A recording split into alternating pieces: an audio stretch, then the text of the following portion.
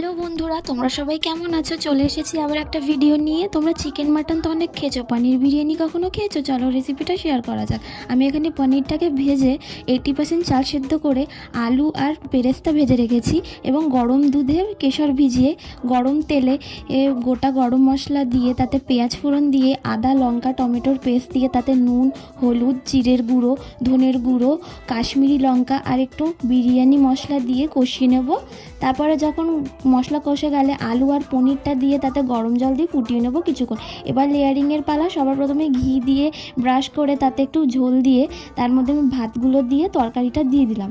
তারপরে এর মধ্যে বিরিয়ানি মশলা নুন গরম মশলা কেওড়ার জল গোলাপ জল কেশর ভেজানো দুধ ফুড কালার বেরেস্তা আর ঘি আর সবার শেষে মিঠা আতর দিয়ে দমে রেখে দেবো কিছুক্ষণ।